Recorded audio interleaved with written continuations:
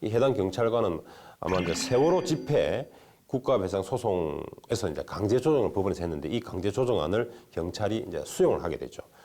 그러다 보니까 이것을 비판하고 오히려 정당한 우리 공권력의 행사 환경이 이제 무너진 것이 아니냐라면서 좀 실제로 이제 우리가 공권력 행사를 제대로 할 수 있도록 해달라. 그래서 불법과 타협하지 말아달라. 이런 취지로 지금 시위를 했습니다.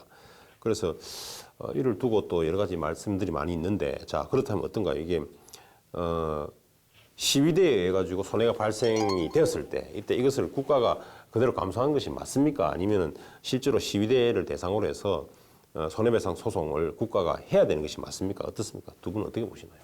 최 변호사님부터 한번 좀. 예, 그 권고안에 따르면 사실상 집회 시위 관련한 손해배상 청구에 관련한 그 국가 원고 소송이 굉장히 신중해질 것으로 그렇죠. 보여서 뭐 이것을 아주 엄격하게 적용한다면 사실상 원칙적 금지에 해당한다고 해석될 여지가 있을 것 같습니다. 아마 그런 현직 경찰관의 어떤 1인 시위도 그러한 문제점을 지적하는 내용으로 보이고요.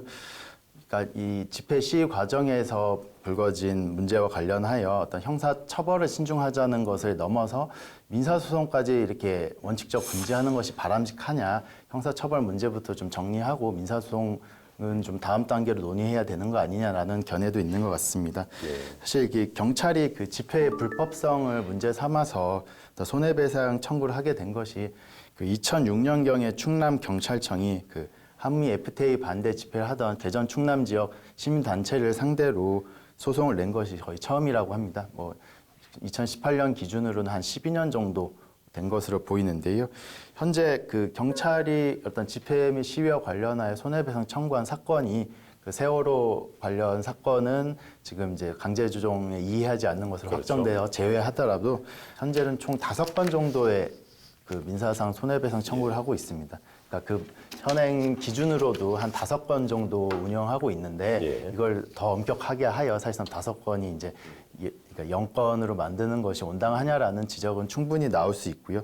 국가와 국민의 재산을 보호하는 것은 또 국가의 또 다른 의무이기 때문에 그런 점에서 경찰이 이런 부분을 청구권을 사실상 포기하는 것이 전면적으로 도입되는 게 마냥 바람직한가?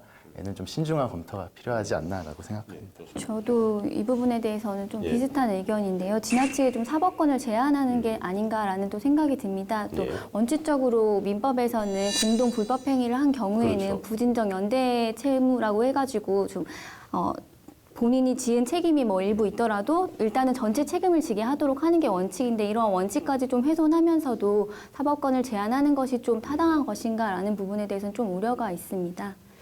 뭐 어쨌든 이제 손해를 입은 사람이 손해배상 청구를 하지 않는 것은 일반 우리 이제 사인들 사이에서는 그거는 본인의 자유입니다. 근데 다만 이제 이것이 이제 한 일방 당사자 국가이기 때문에 국가의 공권력이 사실은 훼손되고 있고 또 그로 인해서 손해가 발생했는데 이것을 그대로 국가가 전부 다 또 감수하자. 그럼 결국 국민의 세금으로 감수하자는 것이 바람직한가의 지적 그 문제죠.